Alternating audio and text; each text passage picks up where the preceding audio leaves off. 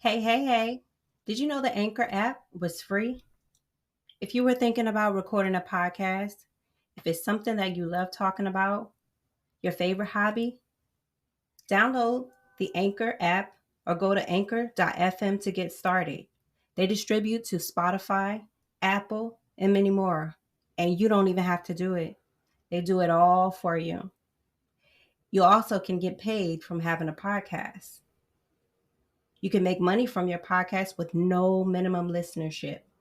It's everything you need to make a podcast in one place. You can edit your podcast on your cell phone on the go. It's that easy. So download the free Anchor app or go to anchor.fm to get started.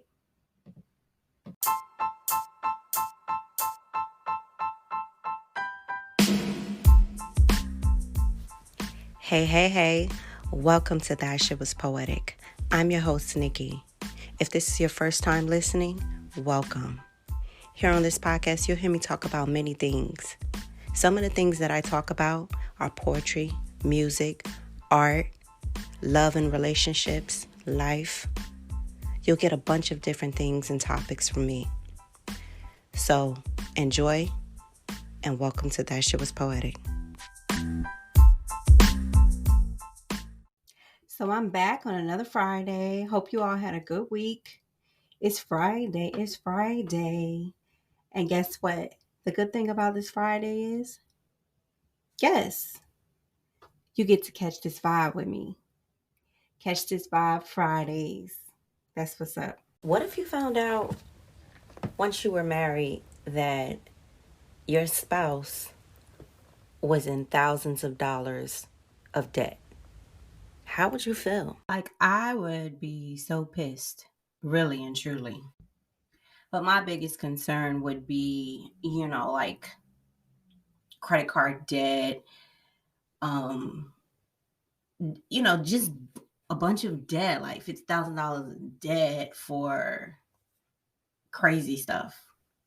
I think those things need to be handled and discussed before considering marriage. And, you can choose to enter the marriage with that debt, but just know that pretty much, you're taking on that responsibility to own that debt with your spouse, because neither you will be able to get much together, owning that debt. But if you choose to enter that marriage knowing about the debt, I also think you should consider, how are you going to clear up the debt? Maybe you love that person to the point where you're willing to help them with the debt. And that's perfectly fine, as long as you're making a plan to get rid of the debt.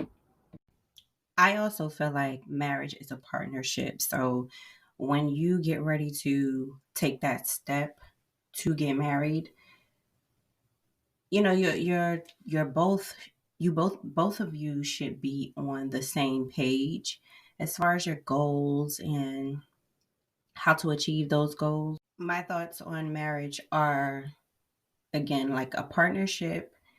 You want to go through life with someone. You both want to be able to encourage each other, better each other, and you should be equally yoked. You fit.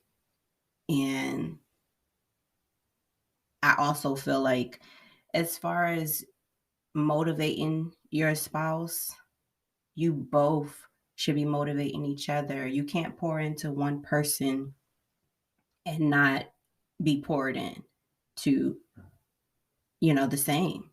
Like, you both should be able to pour into each other equally and go through life together as a partnership, loving each other, motivating each other, having each other's back. And if you have children, both of you should be being there for your children equally. It shouldn't be left to just one person. I feel like we were put on this earth to be with someone. We're not meant to be alone. And the desire for marriage and a partnership is having someone to be your better half. That's how I view marriage. I also, what because I'm a single parent, I will want to show my child like someone loves me and I love them back. I want to show them a healthy, loving relationship and be able to inspire them to one day have that.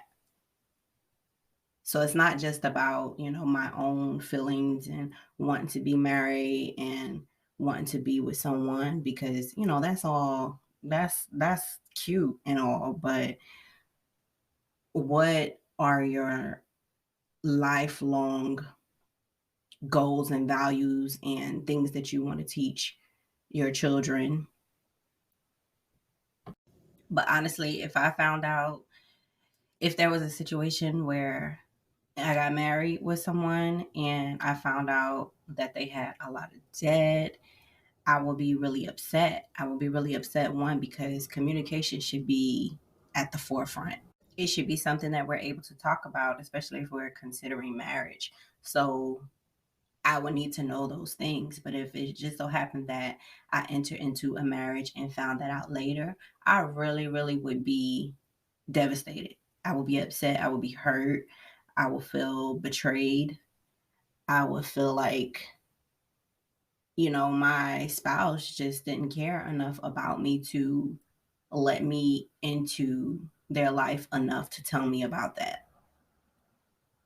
Like, you should never be afraid to express to someone. I know that's a very personal thing, like, your debt, your credit, and, maybe the things that you did in your life. But everyone has mistakes, and I think everyone should grow from their mistakes. So if you have huge debt, like, what are you doing to eliminate that debt?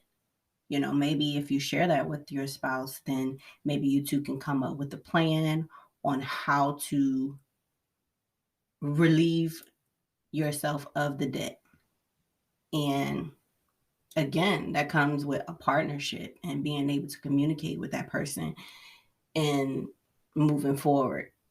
Now you're married. How are we going to manage together? Because that's the big thing. Like, you don't want to hinder your relationship. That Shit Was Poetic has merch, guys. If you're excited, like I'm excited, if you enjoyed this podcast, then please support our merch. I have masks for you to stay safe. I have t shirts. I even have coffee mugs for you to enjoy your favorite drink while you listen to That Shit Was Poetic. And guess what? If you need a bottle of wine, you can support charity by buying a bottle of wine through One Hope. So head over to my bio, and the link is in the description. Thanks for listening. But did everyone catch the Bridgerton television series that was on Netflix? Because I did, and I thought it was really good. Like, I really thoroughly enjoyed it. I thought it was something different, especially for the Black community. The Bridgertons was based off of the book series written by Julia Quinn, and Shonda Rhimes produced the Bridgerton series, which was on Netflix. And it got a lot of attention, and it was really good. So it was rightfully so that it got a lot of attention. And everything now is just the Bridgerton, everywhere you look. And the biggest thing for me was it was a Black queen. So that was huge, huge. Like, it was really awesome to see on television, to see someone who looks like you as queen.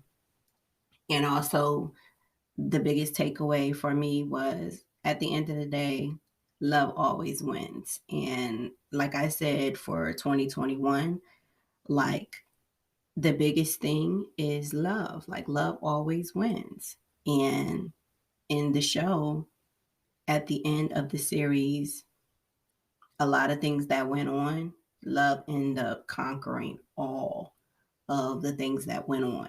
But the crazy part is, like, to see how back in that time, that era, how women actually put themselves out there to be desired by men, and especially men with status, men with money, men who could provide. So it was a really interesting thing to see how quickly marriages happen and how your family can basically line you up to be desired by men to get married. Like, things just happen so quickly. On the show, it just seemed like really quick. I would love to know, like, the actual time frame of the time you meet a man to the time you get married. Like, I would really love to know that. I'm gonna look that up. But it was really interesting to see. It was just really interesting to see, like, how a man's status and financial status basically can win a woman over. And that still stands today. Like, we see that every day. We see it everywhere. We see it in real life. We see it on television. We see it in television shows. We see it everywhere, which ties into what I was discussing earlier about finding out about your spouse's debt, and if you were married to somebody and finding that out. Like, the show really shows a lot of that as far as financial status, how you can win a partner based off of your status. Like, that was just crazy for me. And secrets and lies and holding on to things and not communicating with your spouse and finding things out later on in the marriage, like, that's crazy. I really want to hear your thoughts on the Bridgerton series and how you liked it. I also want to hear your thoughts on if you found out once you were married that your spouse had thousands of dollars of debt that you knew nothing about. If you have a topic that you would like to hear discussed on That Shit Was Poetic podcast, you can DM me on Instagram at That Shit Was Poetic.